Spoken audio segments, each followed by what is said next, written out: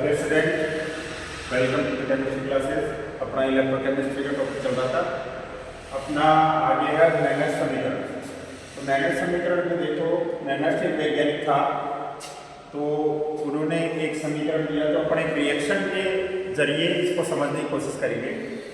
जैसे कोई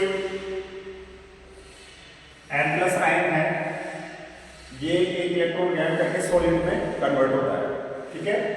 तो माइनस हाइड्रोजन इलेक्ट्रॉन के सापेक्ष मापा जाए इलेक्ट्रॉन को निकालने के लिए। जैसे Mn प्लस किसमें चेंज हुआ, सॉलिड में, तो M में आगे बढ़ी, तो E नॉट में Mn प्लस M और माइनस RT अपन Ln, जो प्रोडक्ट है वो ऊपर की साइड आता है। तो प्रोडक्ट अपन में उत्पाद ऊपर की तरफ रहता है, उत्पाद और अभिकर्मक नीचे आता है, ठीक है। कोई भी रिएक्शन को अपन जैसे बेगिस्तान लेते हैं तो उत्पादक और अभिकर्मक, तो MS ऊपर आ गया और Mn प्लस ये नीचे आ गया। और जो कोई भी सॉलिड में रहता है तो उसकी सांद्रता इकाई मानी जाती है। सॉलिड में रहेगा तो उसकी सांद्रता क्या मानी जाएगी, इकाई। इकाई का अर्थ है 1 माना जाएगा, इनमें से क्या माना जाएगा, 1। तो अपन ने MS को क्या मान लिया, 1 मान लिया इस तरह से। तो Mn प्लस M के कन्वर्ट हुआ, ये E नॉट से लाई गया और RT अपन Ln 1 अपॉन Mn प्लस। तो MS क्या हो गया, 1 हो गया। यहाँ R क्या है, गैस स्थिरांक। R क्या है, गैस स्थिरांक, और इसका मान होता है 8.314 जूल प्रति केल्विन प्रति मोल।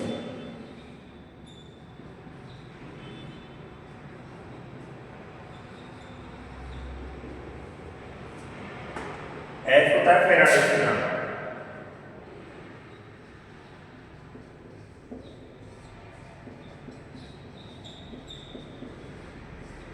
F क्या होता है, फैराडे स्थिरांक, और इसका मान होता है 6480।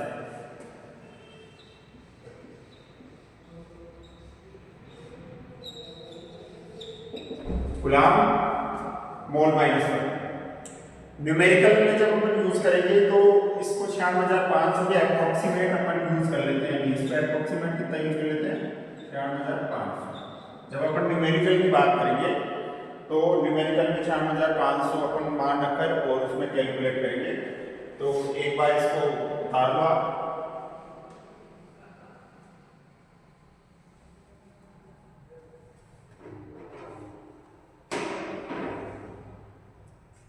डेरिवेशन के लिए इसमें चिंता न करें, ज़्यादा डेरिवेशन कोई नहीं पूछता, इसमें न्यूमेरिकल बेस ही आएगा, क्वेश्चन आएगा। तो अभी बताएंगे आगे कैसे होता है। या किसी अभिक्रिया के लिए नैनर समीकरण लिखवा भी सकता है कि इस अभिक्रिया के लिए नैनर समीकरण लिखिए। पहले इसको नोट कर लो एक बार। ओके, बता दीजिए।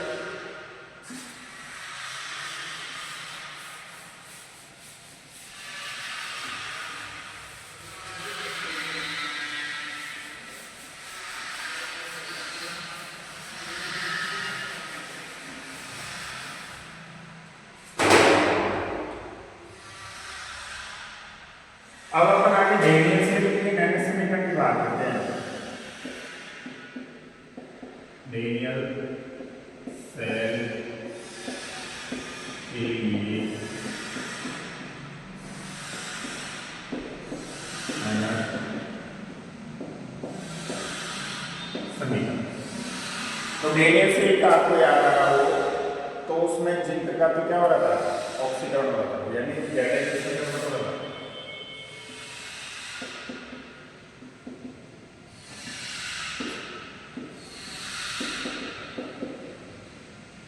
यही हो रहा था।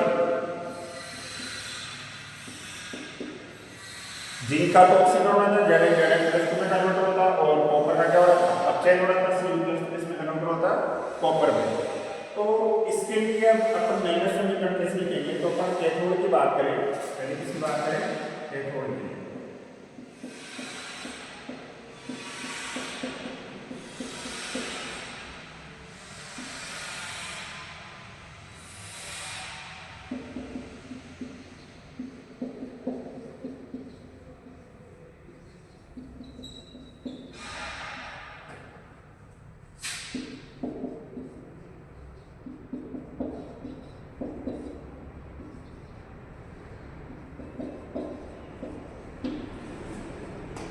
ये किसके लिए बात होगी अपनी? कैथोड के लिए। एन की जगह मान रख दो तो इलेक्ट्रॉनों का स्थानांतरण होता है, तो एन की जगह पर 2 रख सकते हैं। एन क्या है वहां? एन बराबर होता है इलेक्ट्रॉनों की संख्या।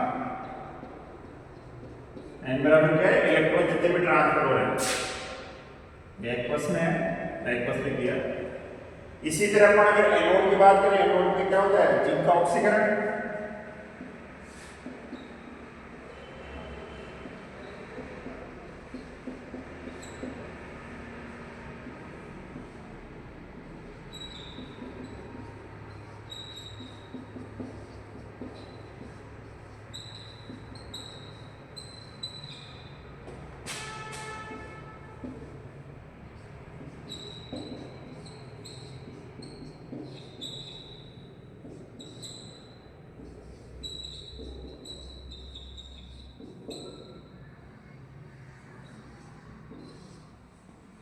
तो एनोड पर Zn +2 में कन्वर्ट हो रहा है, तो ये एनोड के लिए हो गया अपना समीकरण भाई। E बराबर E0 माइनस RT/NF। N बराबर यहाँ भी 2 इलेक्ट्रॉनों का ही हो रहा है और Ln × Zn+2। अब ये जो सॉलिड थे इनकी तो इकाइयों के साथ था, ये सॉलिड है ना, इनका तो कोई रोल नहीं है, ये इकाई होगी, इसकी भी इकाई होगी, ठीक है। तो ये कैथोड के लिए हो गई, ये एनोड के लिए, और इक्वेशन नोट कर लो।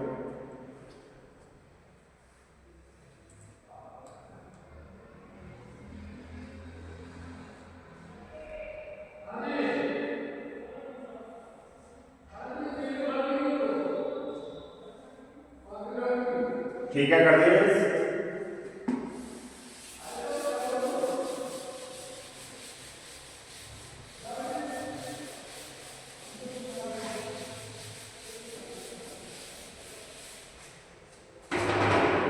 अब सेल विभव क्या था?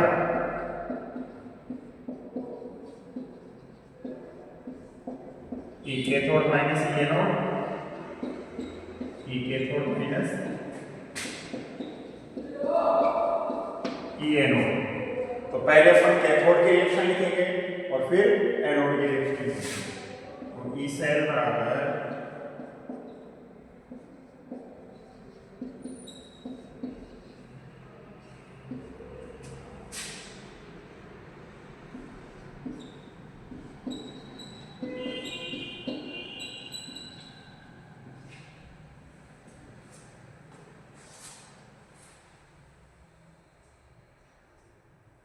E सेल बराबर E cathode minus E anode. अब E कैथोड और E एनोड के जो भी मान थे वो अपन को यहां रखने हैं।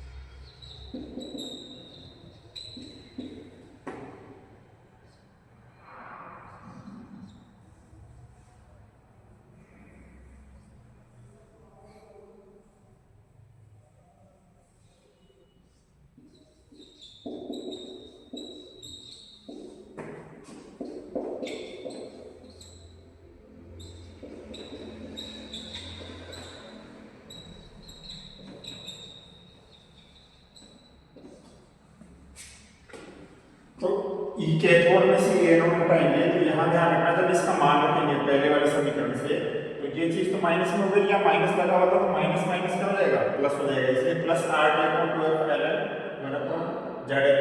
एक्वस रखते हैं, ठीक है। कोई घबराने की जरूरत नहीं। डेरिवेशन में मैं कह रहा हूँ कि डेरिवेशन में इतना उलझना नहीं है, डेरिवेशन का क्वेश्चन नहीं पूछा जाता। अपन को न्यूमेरिकल और रिएक्शन के लिए नैनर समीकरण लिखना आना चाहिए, ये ज्यादा इंपॉर्टेंट है कि नैनर समीकरण फाइनल कैसे लिखा जाएगा। तो इसको उतार लो,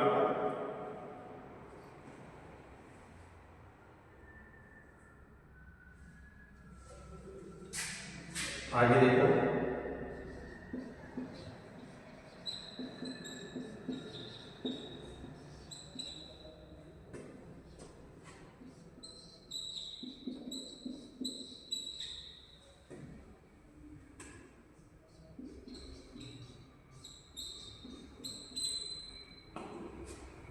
-RT/2F या कॉमन लिया है मैंने, क्या लिया है?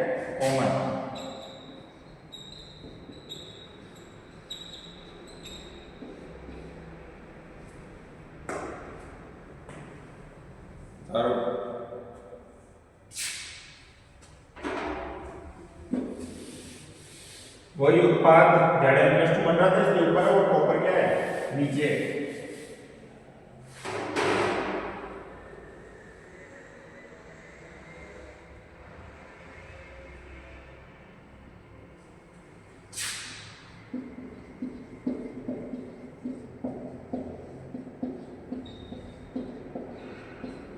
ई सेल बराबर ई नॉट सेल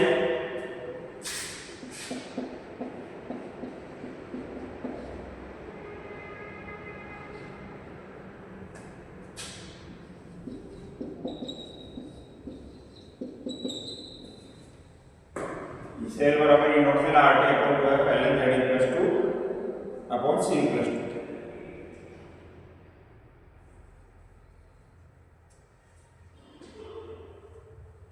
इसलिए अब यहां देखिए कि जो ई सेल है वो Cu+2, जो ई सेल है Cu+2 वह Zn+2 दोनों की सांद्रता पर निर्भर करता है।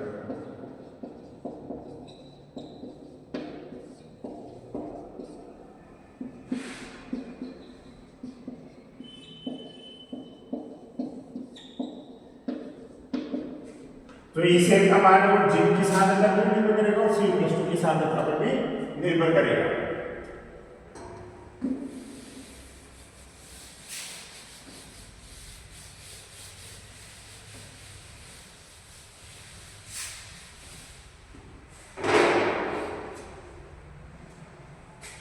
Cu+2 की सांद्रता बढ़ने पर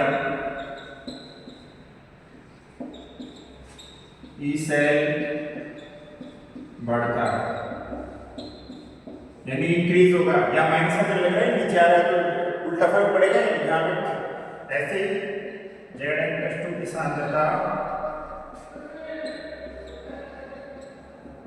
बढ़ने पर ई सेल, ठीक है, ये ऊपर की साइड आ रहा है लेकिन यहाँ माइनस का चिन्ह होने के कारण इसका इफेक्ट क्या हो जाएगा, उल्टा हो जाएगा, ठीक है ना। तो Zn+2 की सांद्रता बढ़ने पर इससे घटता है। अब मैंने आर टी एफ का मान टी बराबर 298 केल्विन था आपका, और आर बराबर मैंने बताया था 8.314 जूल प्रति केल्विन प्रति मोल, और फैराडे स्थिरांक 4487। न्यूमेरिकल वैल्यू के लिए यूज करेंगे, न्यूमेरिकल वैल्यू के लिए यूज करेंगे तो आप यहाँ करोगे 96,500। न्यूमेरिकल वैल्यू के लिए यूज करेंगे तो 95,500 यूज करेंगे, लेकिन जो एग्जैक्ट वैल्यू होती है फैराडे स्थिरांक की 96,487 कूलॉम प्रति मोल। अब टी आर और एफ की वैल्यू इस समीकरण में पुट करने पर जो अपन को वैल्यू प्राप्त होगी वो डेल्टा सेट के लिए नैनस समीकरण के लिए वैल्यू होती है, और वही अपने न्यूमेरिकल में यूज होगी, तो अपन को उसी का यूज करना है, वही अपने लिए इंपॉर्टेंट है। तो स्टेप्स में अगर आपको थोड़ा डिफिकल्ट भी लगता है तो कोई दिक्कत नहीं है, आप लास्ट का जो भी इसका फॉर्मूला आता है वो याद कर सकते हैं। तो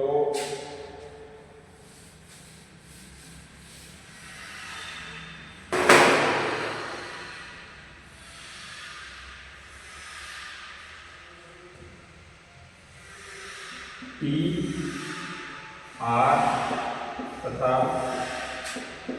एफ की वैल्यू रखनी है।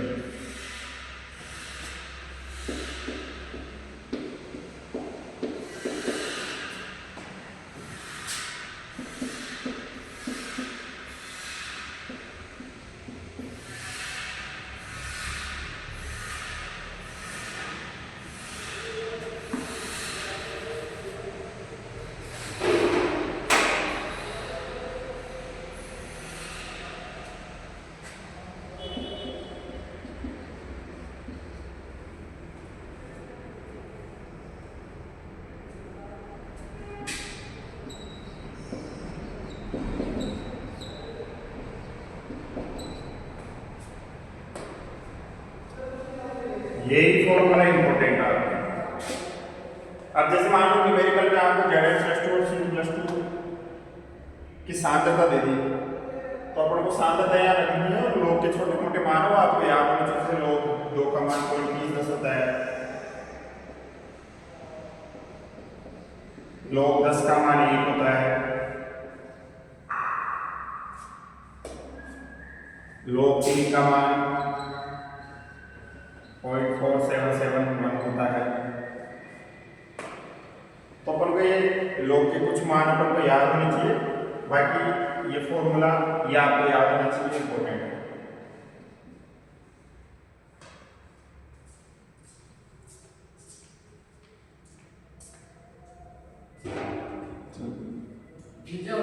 हाँ मैं आ रहा हूँ,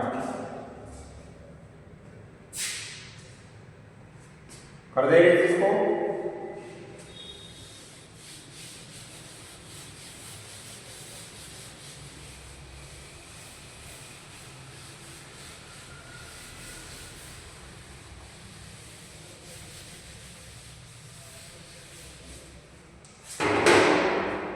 अब ये तो हो गई डेरिवेशन के लिए नैनर समीकरण। इसी तरह तुम्हें कोई दूसरी भी अभिक्रिया दे सकता है, उसके लिए नैनर समीकरण लिखवा सकता है बोर्ड के एग्जाम में, कि कोई भी रासायनिक अभिक्रिया देते हैं और बोले इसके लिए नैनर समीकरण लिखिए। तो अपन एक एग्जाम्पल लेते हैं अभिक्रिया का और उसके लिए नैनर समीकरण लिखेंगे अपन।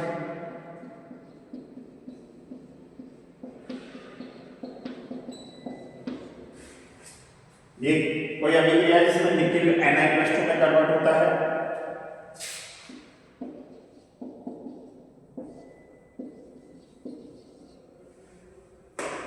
और Ag प्लस Aq+ किसमें कन्वर्ट होता है, Ag। ये बता दो इसमें।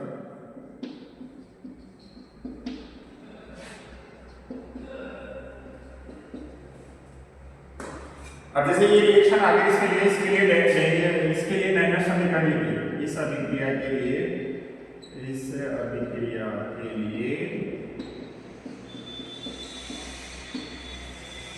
नैनर समीकरण लिखिए।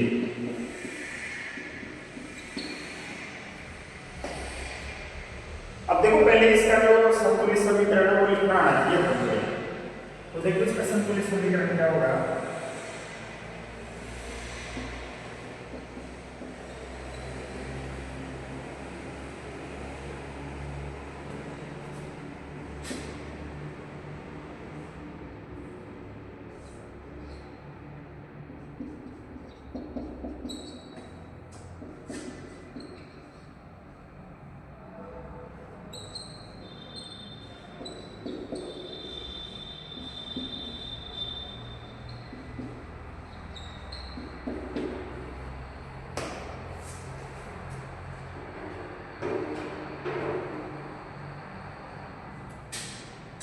कि निकिल सॉलिड अवस्था में ये तो कन्वर्ट हो रहा है Nil+2 में, किसमें कन्वर्ट हो रहा है, Nil+2। Ag+2 यहाँ Ag का चार्ज तो एक है लेकिन मोल कितने हैं, 2 है। तो ये भी सॉलिड में कन्वर्ट हो गया, तो सॉलिड वालों की तो सांद्रता क्या हो जाएगी, इकाई हो जाएगी।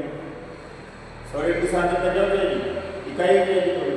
अब अपन इसके लिए जो नैनर समीकरण लिखेंगे तो क्या लिखेंगे, E बराबर E0 माइनस RT/2 है। यहाँ भी 2 इलेक्ट्रॉनों का स्थानांतरण, इसका ये n का मान कितना हो जाएगा, यहाँ 2, n की वैल्यू कितनी हो जाएगी, 2।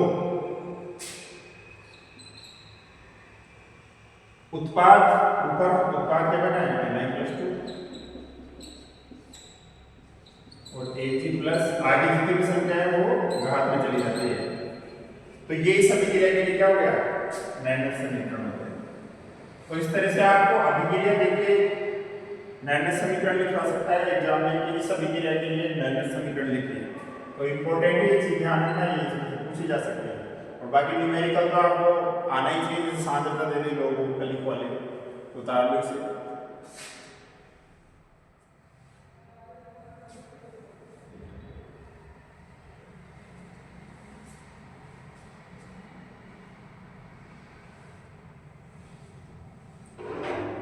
ठीक है,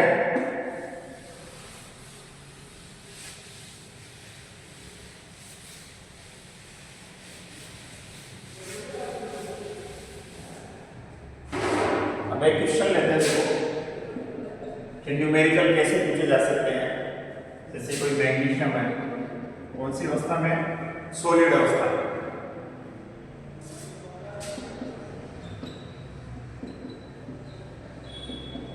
तो ये जी है, ये कौन सी अवस्था में? एक्वस अवस्था में। इसकी सांद्रता दी हुई है 0.001 मोल। ये इसकी क्या दी हुई है?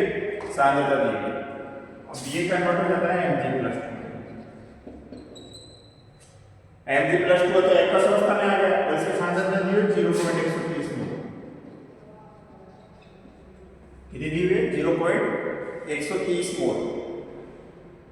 और सिल्वर है वो 2Ag में कन्वर्ट हो रहा है वो किस अवस्था में? सॉलिड अवस्था में। ठीक है, तो यहाँ भी कितने इलेक्ट्रॉनों का स्थानांतरण हो रहा है? 2 इलेक्ट्रॉनों का स्थानांतरण हो रहा है। तो यहाँ ई सेल बराबर लिखेंगे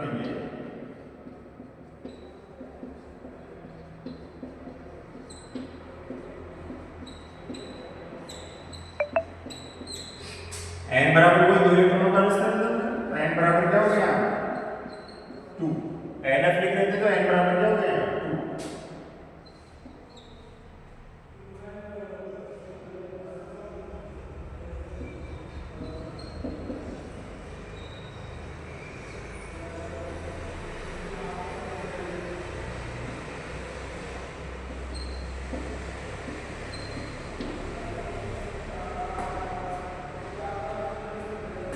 अब अपन इस फॉर्मूले को सॉल्व करके जो लिखा था वो लिखा था ई नॉट सेल।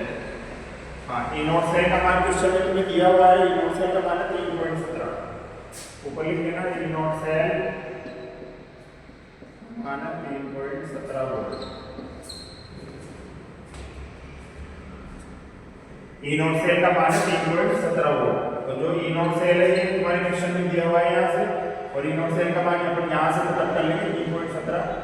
और R2 और F का मान रखने के अपने अभी जो न्यूमेरिकल हल किया था वहां पर हमने देखा था 11 का मान इसका 0.059 अपॉन 2 लॉग सांद्रता मैग्नीशियम की कितनी रख देंगे? 0.130 मोलर। और सिल्वर की कितनी दी हुई है? 0.0001।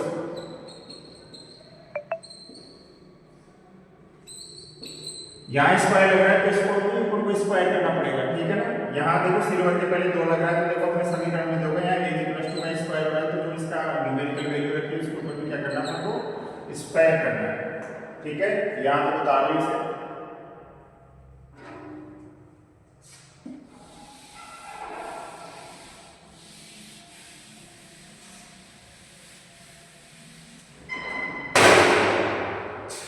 अब आगे देखो ई सेल बराबर ई नॉट सेल का मान अपन को 3.17 वोल्ट दे रखा है, ये अपन ने पुट अप कर दिया यहाँ से।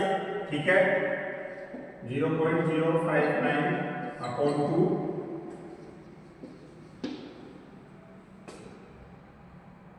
0.130 अपॉन 0.0001 इंटू 0.001 स्क्वायर लग रहा है। तो ये 2 बार लिखिए इसको 0.0001 0.001। तो अपन अब इस पॉइंट से ये हटा लो, 10 की घात 8 हो गए ऊपर, ये 10 की घात 0 है, ये हटा लो 10 की घात 5 हो गए। ठीक है,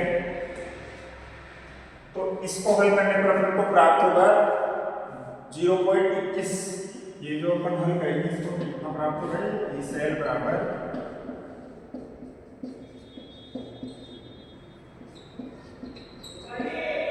21। और 0.21 में से घटाओगे तो अपन को प्राप्त हो जाएगा 296 वोल्ट। 0.17 में से 0.21 घटा दो,